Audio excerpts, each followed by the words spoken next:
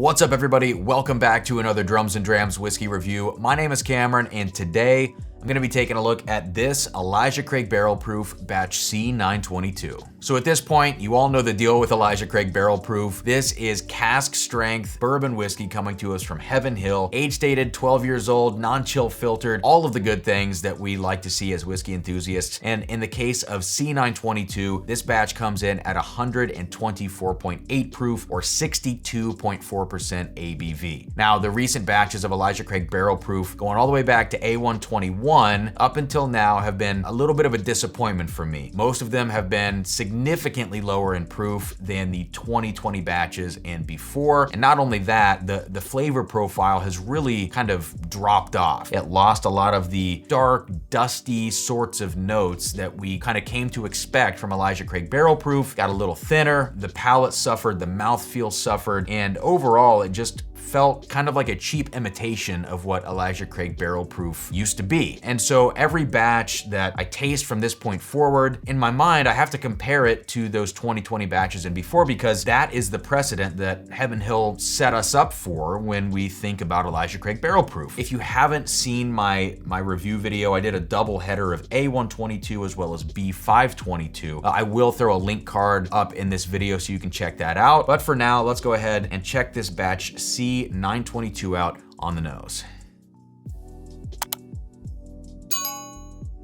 Yeah, really nice nose up front. I've got to say, this is the first batch in quite a while that I'm not getting a really heavy burnt quality from. This one is coming to me with some sweet, like Hershey's chocolate syrup, a little bit of a coffee note in there.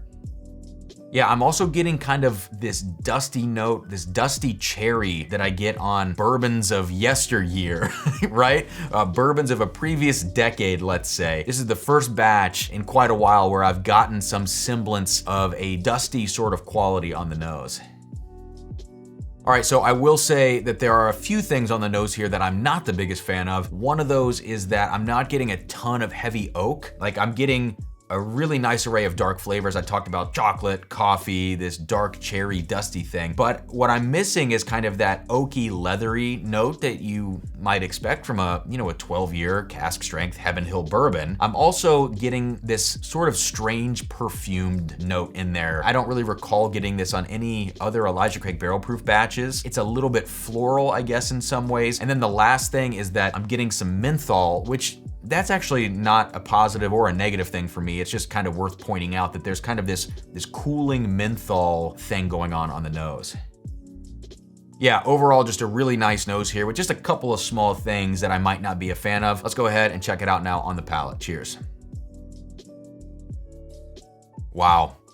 That is a fantastic palate on this whiskey. Huge, decadent, rich caramel notes up front. It's exactly what you want from a high proof, classic Kentucky bourbon profile. All of that Hershey's chocolate syrup that I was getting on the nose, that's definitely here on the palate. Now, one thing that kind of differentiates this batch for me is that the spice component of what I'm getting is not like particularly a baking spice or a cinnamon kind of note that you would come to expect maybe from Elijah Craig Barrel Proof. This one is really a chili pepper spice. It tingles on the palate, it's dancing around, a little bit numbing, a very intense 124.8 proof. And I think a lot of people are really gonna like that because the most recent batches that have come out have been at such a low proof. And I mean, this one still is kind of a low proof, but I've gotta say it drinks above that proof, and yeah, just a really nice drinking experience there. I gotta go in for a second sip now.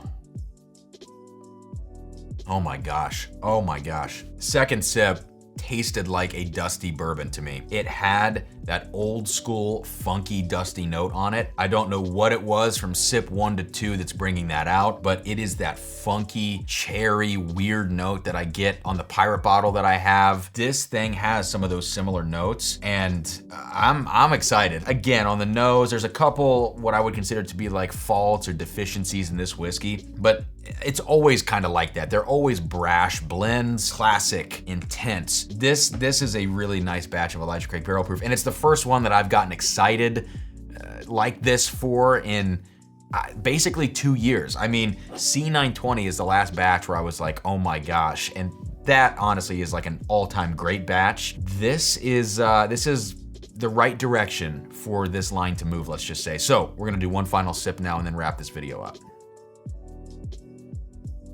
That is just fantastic whiskey. And you know, one thing that differentiates this, which is something that I also mentioned in my A122 and B522 video, I said it for B522, is that this has a distinct fruit note, which is something we've been lacking in recent batches. In particular, the ones that are my favorites have sort of a distinct fruit quality to them, and it's not complicated. It's just really kind of like a dark cherry note. In this case, you do get that really nice dark cherry in here. As I said earlier, it kind of blends in with that dusty quality. And now as we get into the finish, which is something that I haven't talked about yet in this video, you actually do get the musty oak, that old oak funk that I wasn't getting on the nose, that I really wish was on the nose, that does start to make an appearance on the finish. I'm left with kind of some brown sugar notes and also this bittersweet chocolate and coffee combination. This batch, again, I'm gonna highly recommend it. If you find this between $70 to $80, in some markets, you're still looking at a $60 price point, which is incredible. Highly recommend picking one of these up, if not two. And I cannot wait to do a blind comparison